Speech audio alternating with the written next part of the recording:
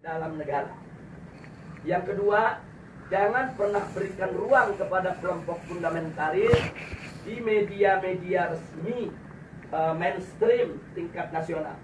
Yang ketiga, yaitu jangan pernah memberitakan segala kebaikan sebesar apapun yang dilakukan oleh kelompok fundamentalis. Yang berikutnya, setiap kesalahan sekecil apapun yang dilakukan oleh kelompok fundamentalis harus diviralkan, harus disebarluaskan, dan harus diulang-ulang. Nah, supaya itu melekat di hati masyarakat bahwa mereka adalah orang-orang yang tidak layak untuk diberikan tempat di kita punya negeri atau di negeri Islam. Nah, kemudian nggak sampai di situ, kelompok fundamentalis yang manapun jangan pernah sebut mereka dengan rentetan gelar-gelar akademik mereka. Nggak boleh. Apakah itu gelar-gelar kehormatan di tengah masyarakat atau gelar akademik, profesor, doktor, dan lain sebagainya. Jangan. Cukup sebut namanya aja untuk mengopinikan di masyarakat bahwa kelompok fundamentalis itu kuper, bodoh, tidak berpendidikan, tidak punya gelar, nggak ngerti dunia akademik, dan seterusnya. Jadi cukup sebut nama mereka, tidak perlu diberikan embel-embel yang lainnya. Nah, kemudian nggak sampai di situ. Jadi masih banyak lagi yang mereka lakukan. Apa yang kita alami saat ini di kita punya negeri. Nah, bagaimana para habaib, para ulama kita, bagaimana tokoh-tokoh kita di Majelis Ulama Indonesia, yaitu mereka kerdilkan, mereka kecilkan, mereka recehkan, mereka hina-hina, bahkan mereka mencoba mencari kesalahan-kesalahan, bahkan kalau nggak ada kesalahan, kan buatlah fitnah-fitnah yang bisa diterima oleh masyarakat tentang mereka. Dan ini akan mereka lakukan terus. Jadi artinya bagaimana cara menghabisi kelompok fundamentalis? Satu, kerdilkan mereka. Dua, jauhkan mereka dari masyarakat. Kemudian ketiga, yaitu bidik daripada para tokohnya. Kalau bisa dirangkul, dirangkul. Kalau nggak bisa dirangkul, dipukul. Bisa dipeluk, dipeluk. Nggak bisa dipeluk, digebuk. Nah, jadi ini yang mereka lakukan. Nah, baik, sekarang yang kedua. Lalu bagaimana dengan kelompok modernis? Kelompok modernis bagi mereka, yaitu statusnya aman. Bagi mereka statusnya aman. Nah, aman. Statusnya aman sehingga perlu diberikan ruang publik, diberikan ruang media, diberikan ruang dalam sistem pemerintahan, perlu didengar suaranya. Dan kalau ada dari mereka yaitu punya kesalahan, tutup itu kesalahan, jangan diviralkan. Kalau mereka melakukan kebaikan sekecil apapun kebaikan, maka itu harus diviralkan dan harus disebarluaskan. Dan penyebutan nama mereka harus lengkap dengan segala macam rentetan gelarnya, gelar kehormatannya, dan seterusnya, dan seterusnya. Jadi posisi mereka dianggap aman. Nah, kemudian yang ketiga, kelompok liberalis. Kelompok ini mereka berikan status sangat aman. Nah, kenapa diberikan status sangat aman? Karena kelompok ini bukan hanya sekedar dianggap kawan, tapi sudah dianggap sebagai antek. Beda kawan dengan antek. Kalau modernis itu masih kawan barat, tapi kalau sudah liberalis itu antek barat. Nah, jadi mereka sudah tidak ada nilai kritis sama sekali. Nah, tapi justru kelompok ini yang mereka besarkan. Kelompok ini harus dibesarkan di seluruh negeri-negeri Islam.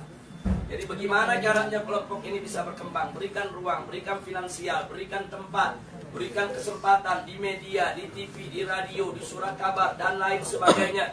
Kemudian pendapat-pendapat mereka viralkan. Seolah-olah itu merupakan pendapat daripada masyarakat Islam internasional dan seterusnya. Dan libatkan mereka, undang mereka kalau ada konferensi-konferensi internasional di mana saja, untuk lebih memantapkan posisi mereka di tengah masyarakat. Dan kalau mereka punya kejelekan, sejelek apapun, sebesar apapun, yaitu supaya disembunyikan. Jadi jangan kaget kalau tokoh-tokoh liberal di Indonesia ada di antara mereka yang menghamili sekretarisnya, yang memperkosa pegawainya, tidak pernah muncul di media. Jadi semua harus ditutup, tidak boleh.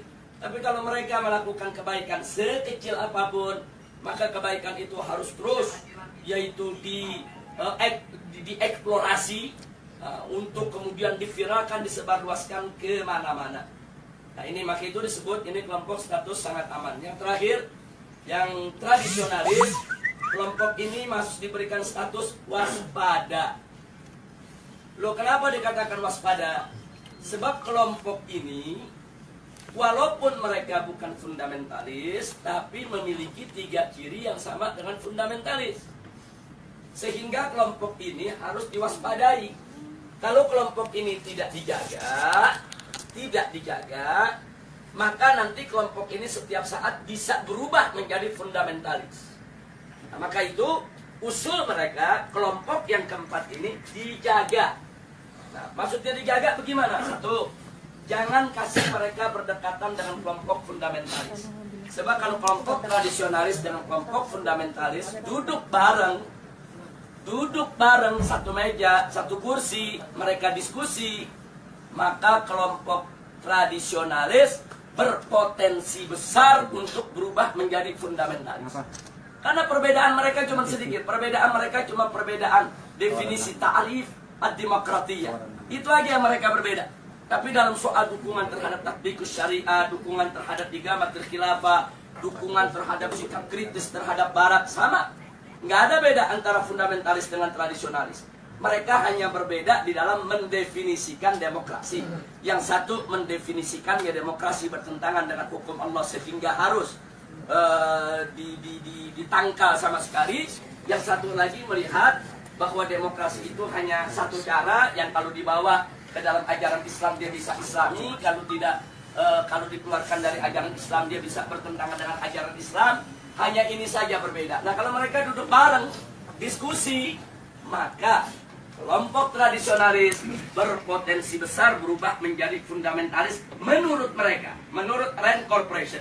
Maka itu fundamentalis dan tradisionalis tidak boleh bersentuhan, harus dijauhkan, bahkan harus diadu domba. Nah, ini yang terjadi di Indonesia saat ini. Bagaimana supaya dua kelompok ini diadu domba? Nah, kenapa ini yang harus diadu domba? Karena kelompok fundamentalis dan tradisionalis ini yang pengikutnya paling banyak.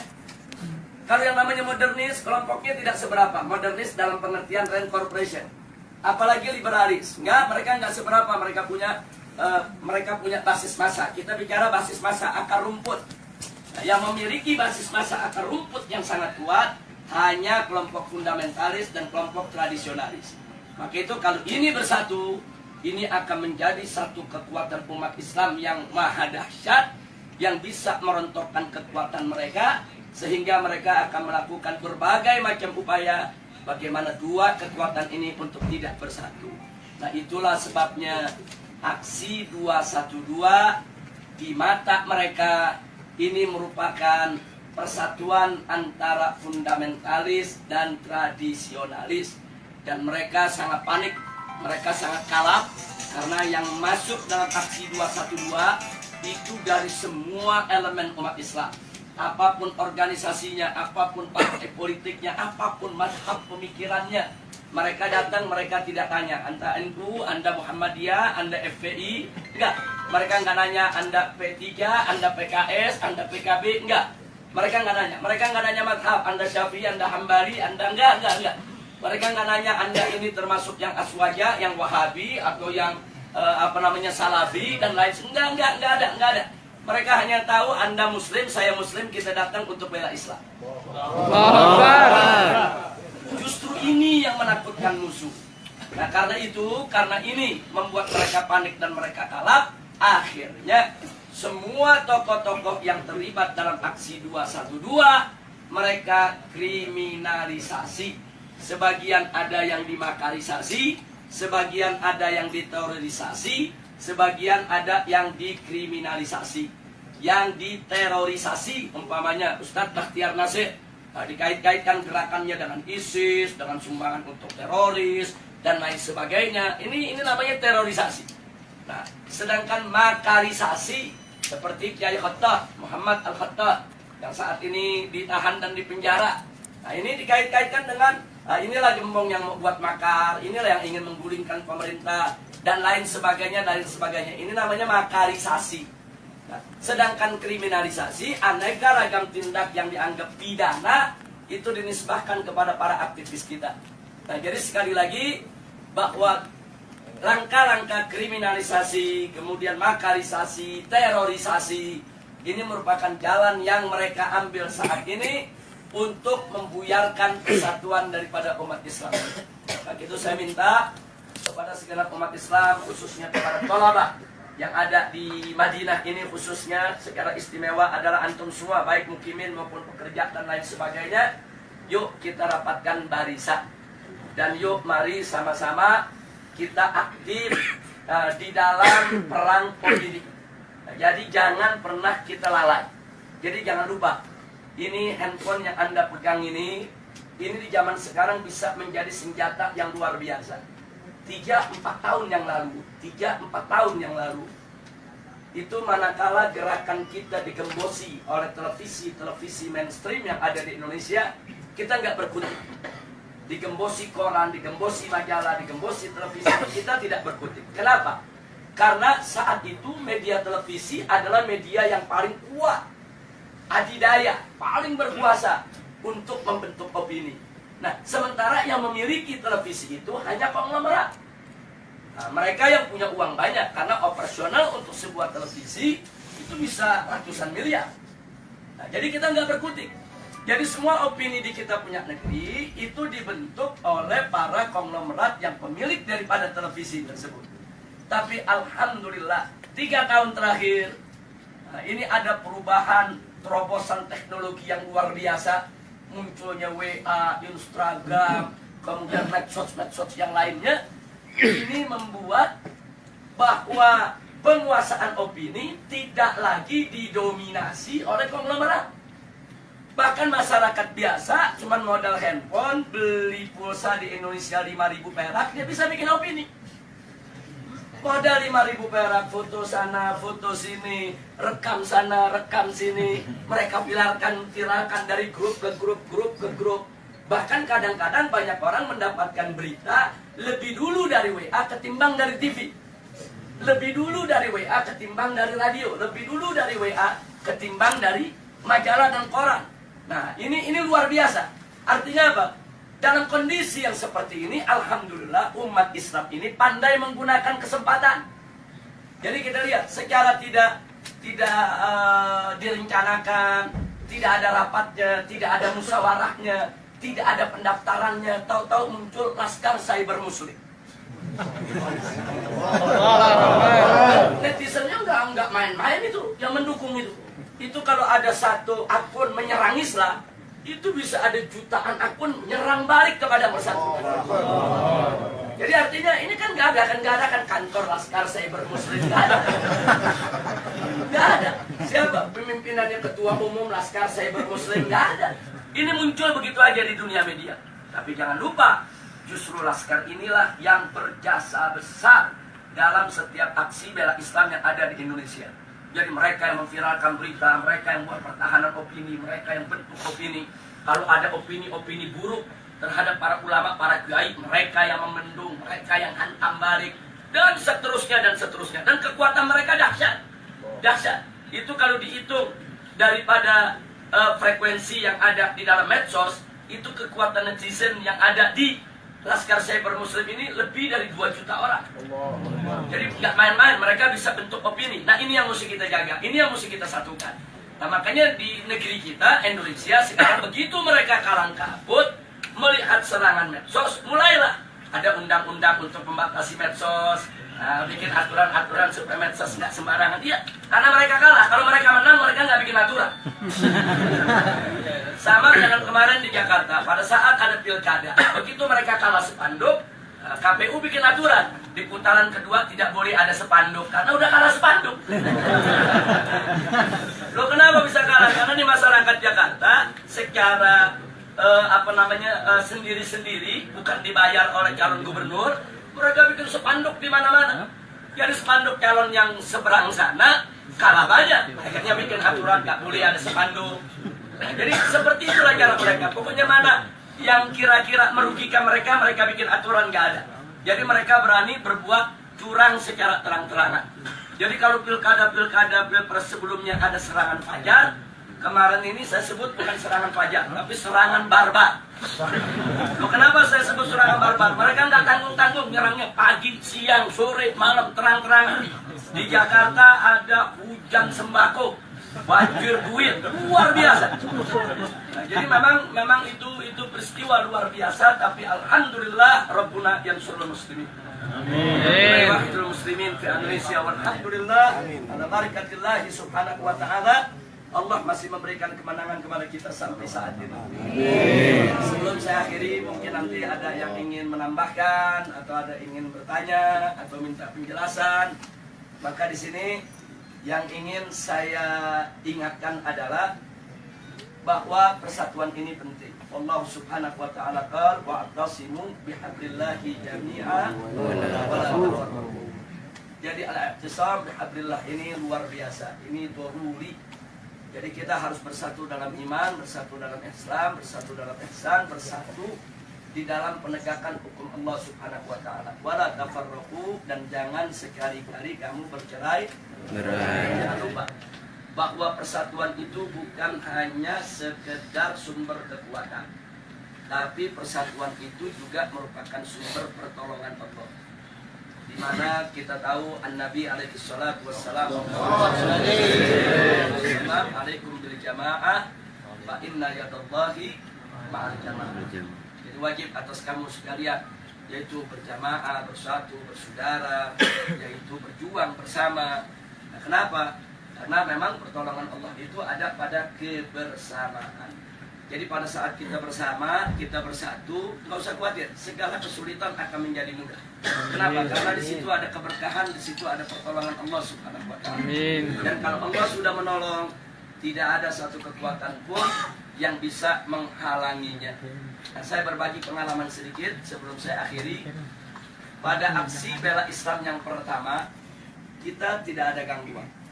Tidak ada gangguan dari aparat, tidak ada gangguan dari pemerintah, karena itu merupakan aksi bela Islam pertama yang mereka nggak sangka jumlah yang akan datang. Jadi begitu itu digelar dengan mudah, tanpa halangan, tanpa gangguan, yang hadir antara 300 sampai 400-an ribu, mendatangi reskrim Mabes Polri, tapi justru setelah itu pemerintah jadi waspada. Begitu kita umumkan aksi bela Islam 2, mulailah gangguan-gangguan datang. Jadi mereka hadang, mereka halangi, mereka gembosi, menjelang daripada aksi 4.11. Tapi ternyata penggembosan itu gagal.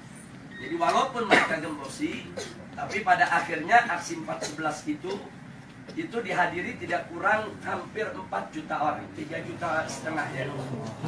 Nah, jadi perhitungan itu dihitung dengan per meter daripada lokasi, 1 meter itu berapa orang, bisa ditempati oleh manusia, kemudian panjang itu berapa, lebar berapa, tempat-tempat lokasi yang diisi berapa.